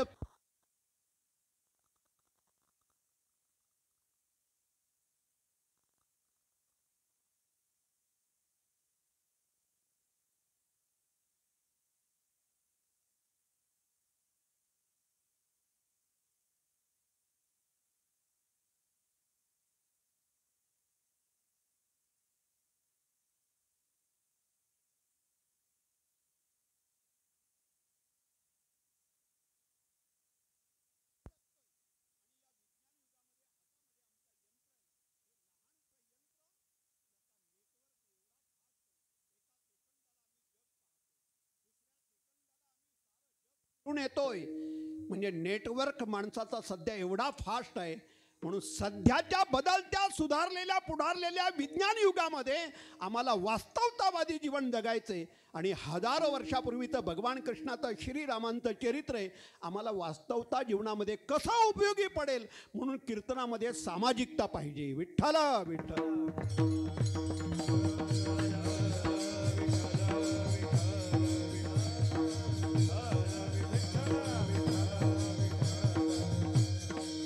करती नामाचे चिंतन, गडी कान्होबाचे ध्यान. अन्नाचा परिणाम आपल्या बुद्धीवरती होतो. आपली मुलं आहेत ना, आपली लेकरं आहेत ना, ही आपल्या घरातली श्रीमंती आहे. ऐका, हे आपल्या घरातलं धन आहे. या कोरोनाच्या 2-3 वर्षाच्या नंतर त्या काळात मुलं अशी स्लो झाली. खरं म्हणजे मुलं फास्ट व्हायला पाहिजेत, ती नेमकी या 2 वर्षामध्ये स्लो झाली. आणि शिक्षण क्षेत्रामध्ये आता हा बदलता काळ आहे. परीक्षाच नाही, मुलांच्या डोक्यात बसलेलं आहे मी पुढच्या वर्गात जाणार आहे. त्यांनी अभ्यासच केला नाही, त्यांनी पाहिलेच नाही, त्यांना माहिती आहे मी पुढच्या वर्गात जाणारच आहे. त्याच्या दिवसेंदिवस मुलं अशी स्लो झालीत. एका छोट्याशा यंत्रामध्ये मुलं एवढी गुंतलीत की ती शेजारी बसलेल्या माणसाकडे पाहत नाही, आपल्या आईशी बोलत नाही, आपल्या वडिलांशी बोलत नाही, मन मोकळ्या कुणी गप्पा मारायला तयार नाही. घरातले सगळे संवाद थांबले. आणि आता सध्या, पूर्वी एक काळ होता घरातली समस्या म्हणजे घरातला वृद्ध माणूस होता, पण आता घरातली समस्या म्हणजे घरातलं मूल झालंय. बरं, पूर्वी ऑप्शन असायचं, एका मुलाऐवजी घरात 2-2, 3-3 लेकरं असायची. आता आम्ही ऑप्शन ठेवलं नाही, एका मुलावरती आमच्या आयुष्याचं भवितव्य अवलंबून आहे. आणि तेवढा जर चुकीच्या मार्गाने गेला, याचे परिणाम आमच्या उतरत्या वयामध्ये आम्हाला भोगावे लागणार आहेत. म्हणून त्याच्यावरती चांगले सुसंस्कार, त्याची जडणघडण करणं ही आमची श्रीमंती आहे, ही आमची इन्व्हेस्टमेंट आहे, ही आमची गुंतवणूक आहे. मुलांच्यावरती चांगले संस्कार हीच आमची खरी गुंतवणूक आहे, हीच आमची प्रॉपर्टी. आणि आम्ही बाकी सगळ्या बाजूनं बंगले, प्रॉपर्टी, गुंतवणूक हे सगळ्या बाजूनं केलं, पण या सगळ्या वैभवाचा उपभोग घेणारा चुकीच्या मार्गाने जर मुलगा जाणारा निघाला तर त्याचे परिणाम किती वाईट आहेत. विठ्ठला विठ्ठल.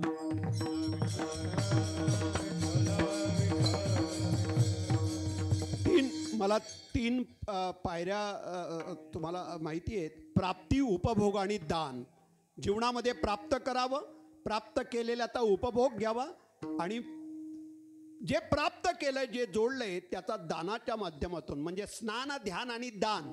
नित्यनेमाने स्नान केलं का देहाची शुद्धी होते, नित्यनेमाने ध्यान केलं की मनाची शुद्धी होते, आणि नित्यनेमाने दान केलं की आपण कमवलेल्या धनाची शुद्धी होते. स्नान, ध्यान आणि दान. तसं प्राप्ती, उपभोग आणि दान. त्याच्यातला दुसरा मुद्दा आहे उपभोग. मिळवलेल्या वैभवाचा उपभोग घेता आला पाहिजे. आज काय झालंय, साखरेची पोती पडलीत पण त्यातला एक कण खाऊ शकत नाही. उपभोग घेता येत नाही, वैभवाचा उपभोग घेता येत नाही. म्हणून मुलं ही खूप मोठी श्रीमंती, हीच खरी संपत्ती घरातली. त्यांच्यावरती चांगले संस्कार हे घरातल्या अन्नावरती होतात. सात्विक अन्न. अगदी गमतीनं सांगू, पोताभर मुरमुऱ्या खाण्यापेक्षा मूठभर बदाम खावेत. पण ते म्हणजे अलीकडे तो मामरा बदाम आहे का मामुरा बदाम, म्हणजे साधारण 1800-1900 2000 अशा किमतीनं तो मिळतो मामुरा बदाम.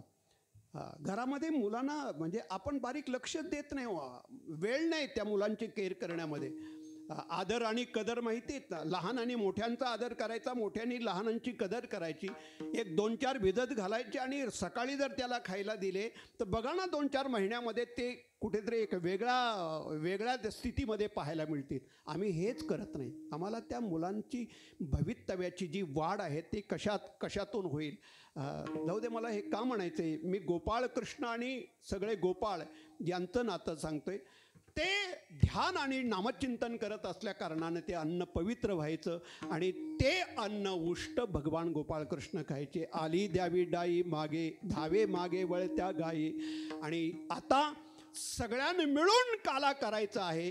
म्हणून भगवान कृष्ण यांच्या भूमिकेतून जगद्गुरु संत तुकाराम महाराज सगळ्यांना प्रसादासाठी एकत्र करतायत अभंगाच्या शेवटच्या चरणात. एक ठाई का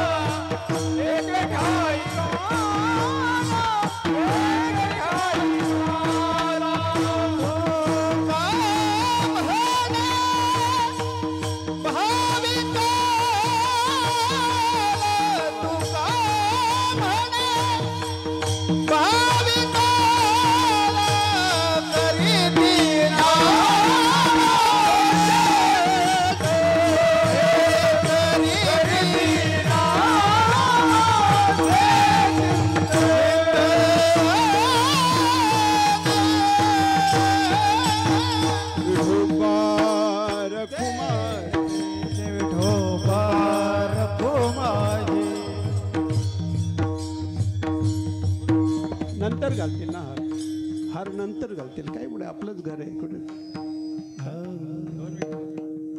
कृष्ण चरित्र ते उच्चारावे केले देवे गोकुळी. मथुरेमध्ये जन्माला आलेले भगवान गोकुळामध्ये त्यांचं आगमन झाले, रवाना झाले. भगवान कृष्णाने तो संदेश दिला होता, मज नेई गोकुळाला, माया उपद्री तेथे ठेवी मज आणि येथे. नंदराजाची एक सुनंदा नावाची बहीण होती. 8-15 दिवस नंदराजाने आपल्या बहिणीला बोलून घेतली होती, कारण वहिणीचा शेवटचा काळ आहे.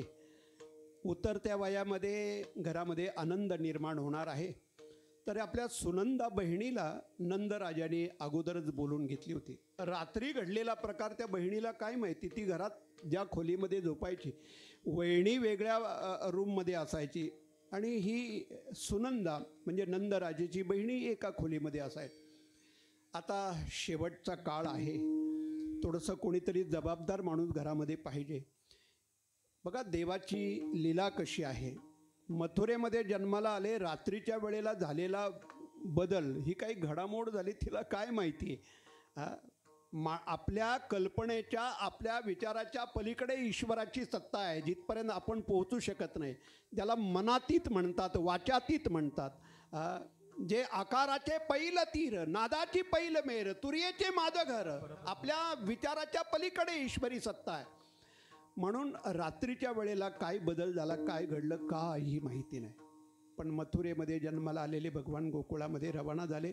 संत तुकाराम महाराजांनी प्रवाहाच्या विरोधात आपला मुद्दा मांडला. कृष्ण गोकुळी जन्मला. वास्तविक मथुरेत जन्माला आले. अख्खं जग म्हणतंय, 99% माणसं, शास्त्र पुराण ग्रंथ हे सगळे म्हणतात कृष्ण गोकुळी मथुरेत जन्माला आला. आणि अपवाद फक्त संत तुकाराम महाराज हे म्हणजे जगप्रवाहाच्या विरोधात आपला मुद्दा मांडतात, कृष्ण गोकुळी जन्मला. आता गोकुळात जन्म, मथुरेत जन्मला, कुठे शंका आहे. पण मथुरेत प्रगट झाला. महाराजांचं म्हणणं आहे ते मथुरेत प्रगट झाला आणि गोकुळात जन्माला आला. म्हणून प्रगटाला शब्द आहे, प्रगटाला राघव, अयोनी संभव प्रगटाला राघव. म्हणजे 18व्या शतकामध्ये म्हणजे स्वातंत्र्याच्या पूर्व काळात जे गजानन महाराजांचं जीवन आहे ना, गजानन महाराजांचं चरित्र जर आपण वाचलं असेल तर त्याच्यात लक्षात येईल. गजानन महाराज जन्माला आले असा शब्द नाही, प्रगट झाले, बरोबर ना. तो प्रगट दिन साजरा केला जातो, जयंती साजरी केली जात नाही, प्रगट दिन. म्हणजे तसा भगवान प्रगट झाले ते मथुरेत आणि जन्माला आले ते गोकुळात. पहाटे पहाटे बातमी सगळ्या गावाला कळली. वाऱ्यासारखी बातमी घराच्या बाहेर. पहिल्यांदा या सुनंदा नंदराजाच्या बहिणीनंच अख्ख्या घराला उठवलं, उठा उठा, आपल्या घरामध्ये मुलगा जन्माला आला. सगळ्यांना आनंद झाला. बोलता बोलता ही बातमी घराच्या बाहेर सगळीकडे पसरली. कृष्ण जन्माला आला, कृष्ण जन्माला आला. नंदराजाला उतरत्या वयामध्ये मुलगा झाला याचा आनंद. आता अष्टमीच्या दिवशी हा प्रकार घडला. नवमीला नंदोत्सव केला. एका दिवसातला उत्सव. गोकुळीच्या सुखा अंत पार नाही लेखा, बाळकृष्ण नंदा घरी आनंदल्या नरणारी गुढिया तोरणे. तो आनंद आनंदाने साजरा केला. मंडप घातला, काय कथा कीर्तनं केली, काय नृत्य केलं, काही महिला एकत्र, पुरुष एकत्र, असा तो नंदोत्सव साजरा केला. 1 दिवसाचा नंदोत्सव संपला. मुलगा 3 दिवसाचा, 4 दिवसाचा, 5 दिवसाचा. कृष्ण 5 दिवसाच्या आयुष्यात म्हणजे 5व्या दिवसाच्या महादेव कैलासावरून भगवान महादेव कृष्णाच्या दर्शनाला गोकुळात आले. बघा, कृष्ण अवतारासाठी कित्येक वर्षाची ही पूर्वतयारी आहे, कित्येक वर्षाची पूर्वतयारी. वृंदावनामध्ये भगवान, या व्रजभूमीमध्ये गोकुळामध्ये भगवान कृष्णाची संगत मिळावी म्हणून वर्षानुवर्षाची अगोदर तयारी. रामायणामध्ये नाही का, राजा दशरथाचे जे सल्लागार आहेत, म्हणजे सल्लागारच म्हणतात ना, राजाला राज्यकारभार कसा करावा याचा सल्ला देणारी जी व्यक्ती असते त्याला सल्लागार म्हणतात. म्हणून रामायणामध्ये राजा दशरथाला अयोध्येत राज्य कसं करावं याचा सल्ला देणारा एक महान, अत्यंत बुद्धिवान माणूस, ज्यांचं नाव आहे जबाली ऋषी. या जबाली ऋषीनं हिमालयाच्या प्रांतामध्ये शेकडो वर्ष तपश्चर्या केली. का? गोकुळामध्ये नंद राजाच्या आणि कृष्णाच्या संगतीमध्ये, गोकुळामध्ये जन्म व्हावा, कृष्णाची सोबत मिळावी यासाठी ही कित्येक तयारी, वर्षानुवर्षाची अगोदर तयारी. तसं भगवान महादेव कृष्णाच्या दर्शनाला आले. त्याला दर्शन सोहळा असं नाव दिलं. टायटल बघा, दर्शन सोहळा. म्हणजे पहिला सोहळा झाला तो नंदोत्सव, दुसरा सोहळा झाला तो हा दर्शन सोहळा. मुलाचं वय 7 दिवसाचं असताना, कृष्ण 7 दिवसाचा आहे आणि कंसानं पुतनेला पाठवले कंसाला आपल्या कृष्णाला मारायला. 2 इतिहास आपल्याला सगळ्यांना माहिती आहेत. ही पुतना बळीराजाची बहीण, नाही बकासुराची बहीण, बळीराजाची कन्या, हा एक इतिहास आहे. आणि बकासुराची बहीण, मला वाटतं कंसाचं आणि बकासुराचं युद्ध झालं. या युद्धामध्ये बकासूर मारला जाणार एवढ्यात ती बहीण दादाच्या पाठीशी उभी राहील. तिनं आव्हान दिलं कंसाला, हिम्मत असेल तर माझ्याशी युद्ध कर.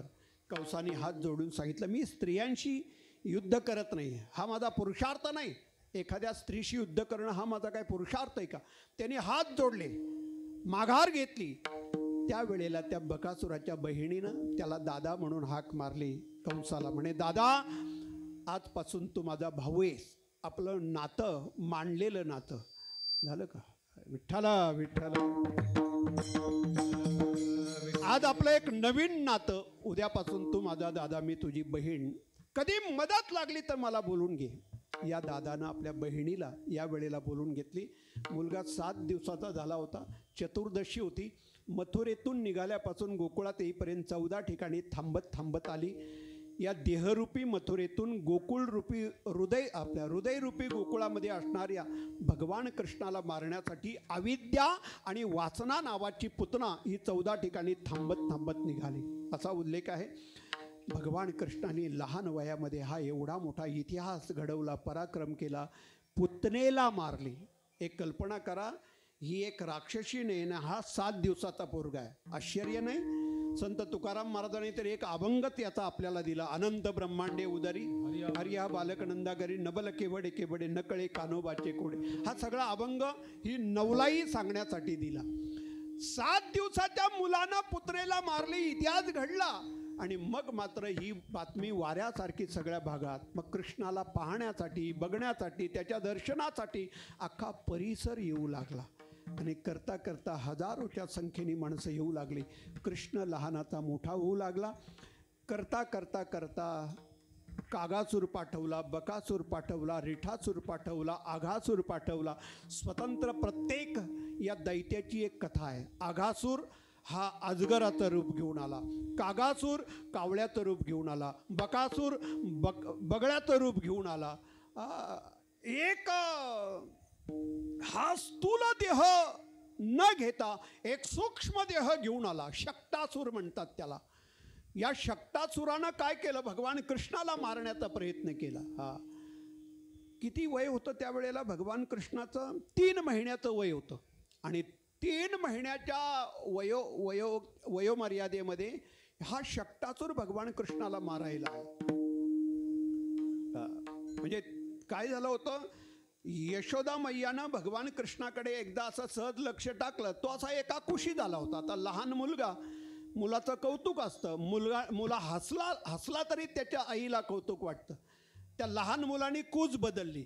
म्हणून यशोदा मैयानं संध्याकाळी नंदराजाकडे हट्ट धरला, आज आपला पोरगा कुशी झाला, करवड बदलायला लागला. मग एखादा कार्यक्रम घरामध्ये ठेवला तर काय होईल?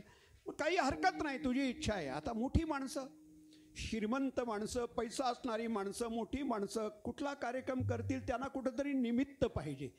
पैसा संपवायचा आहे, कारण पाहिजे. काय तर करवड बदलण्याचा कार्यक्रम. अख्ख्या गावाला आमंत्रण दिलं. चुलबंद म्हणजे पेटवायचीच नाही शेगडी, म्हणजे दुपारचं पण, सकाळचं पण, रात्रीचं पण, तिथं सप्ताहामध्ये. आता सगळं जर सप्ताहामध्ये असेल तर हरिपाठाला पण पाहिजे ना, प्रवचनाला. आता चुलबंदच जर सप्ताह आहे तर मग तिथं हजेरी सगळ्या गोष्टीला पाहिजे. नाहीतर मग तर फक्त चुलबंद, बाकी हरिपाठ घरी असं नाही. असा मोठा कार्यक्रम, श्रीमंत मोठी माणसं कशाला काय. आता ते अलीकडे तर मी पाहतोय ना, म्हणजे साखरपुडा असेल तरी पण केक. आता पैसा असणारा कुठे संपवावा काय त्याचं भानच राहिलं नाही. म्हणजे हळदीला, उटण्याला, पूजेला, वरातीला सगळ्यालाच केक. पोरांना म्हणावं एका दिवसाचा राहिलाय तो केक अजून, तो कीर्तनात नाही सांगायचं असं. म्हणजे काय कुठे संपवायचं आहे म्हणून संपवायचा नाही. कधीतरी अर्थसत्ता आहे, जो जीवनाचा पाया आहे, ईश्वरा समान जो मानला जातो, त्याचा वापर जर अयोग्य झाला. म्हणून बघा, गुजर मारवाडी समाजामध्ये पिढ्यानपिढ्याची संपत्ती आपण पाहतो.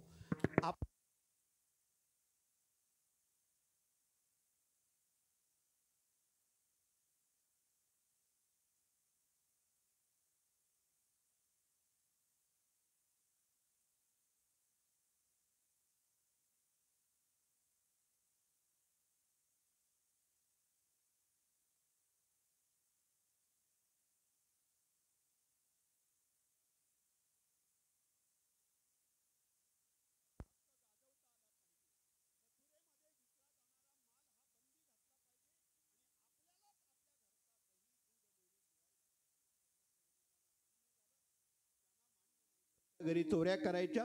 चोरी या निश्चित कर्माला त्या गवळणी चुकीचं म्हणून यशोदा मैयाकडे तक्रारी करायला लागला. खरं म्हणजे चोरी हे निमित्त आहे.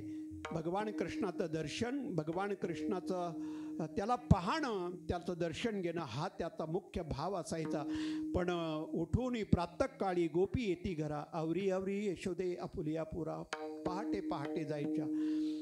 यशोदा मैया कधी मान्य करायची नाही.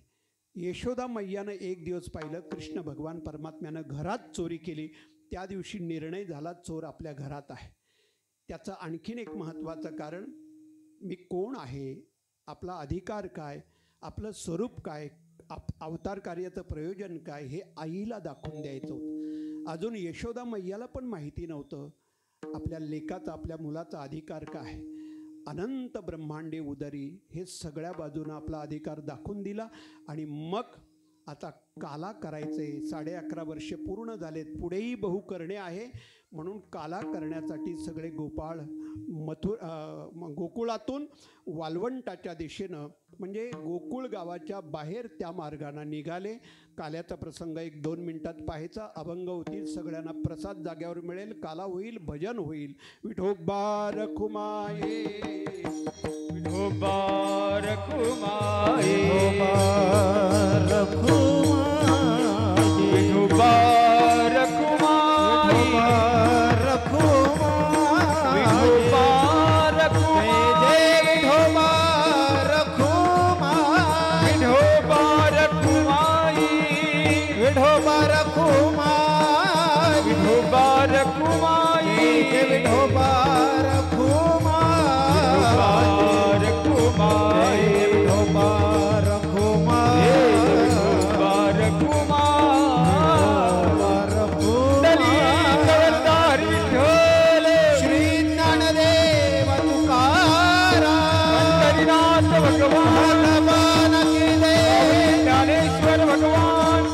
जगद्गुरु संत तुकाराम महाराज, गोपाल कृष्ण भगवान की जय. विठोबा रखुमाये, विठोबा रखुमाये, जय विठोबा रखुमाये, जय विठोबा रखुमाये, विठोबा रखुमाये, जय विठोबा रखुमाये, विठोबा रखुमाये, विठोबा रखुमाये, विठोबा रखुमाये, विठोबा रखुमाये, विठोबा रखुमाये,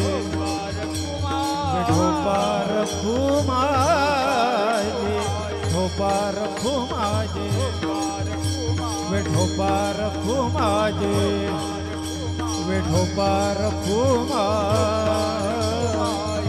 रखुमाये, विठोबा रखुमाये, विठोबा रखुमाये, विठोबा रखुमाये, विठोबा रखुमाये, विठोबा रखुमाये, विठोबा रखुमाये, विठोबा रखुमाये, विठोबा रखुमाये, विठोबा रखुमाये, विठोबा रखुमाये, विठोबा रखुमाये, विठोबा रखुमाये. माझे ते विठोबा रघु माझे विठोबा रघु माझे ते विठोबा रघु माझे ते विठोबा रघु माझे ते विठोबा रघु माझे शारंगपाणी मार्गी भेटली राधिका गवळणी कृष्णा ध्यान मागे निरी असोडणी. गोकुळ गावाच्या बाहेर एक गोवर्धन पर्वत आहे, त्याच्या बाजूला जे रान आहे या रानामध्ये सगळे गोपाळ गायी चरायला निघाले. ओढाल गायी त्यांच्या ताब्यात दिल्या. गायी चरून झाल्या. दुपारी 12-12:30च्या वेळेमध्ये एका मोठ्या विस्तीर्ण अशा झाडाखाली सगळ्या गायी गोठवल्या आणि मग शिदोरीचा वेळ जेवणाचा प्रसंग सगळ्या गोपाळांनी विस्तीर्ण जागा शोधली. खडकी सोडेल्या मोठा आजीचा दही काळा गोमटा आणि सगळ्या गोपाळांनी आपल्या शिदोऱ्या सोडल्या. कृष्ण भगवान सगळ्यांच्या शिदोऱ्या पाहतात. निकृष्ट दर्जाचं अन्न असायचं. घरी जा चोरून या माय नवनीता नावे, माझ्या आई शिपाई नाहीतरी घरा जाई चोरून या माय नवनीता नावे. सगळ्या गोपाळांनी उत्तर दिलं, कृष्णा तुका म्हणे हरी माझे कोणी नाही घरी, नका करू दुरी मद पाया वेगळे. अरे तुझ्याशिवाय आमचा कोण आहे, कशाला दूर करतो. तुका म्हणे आता आम्ही नवजो दबडिता, तुला सोडून जाणार नाही.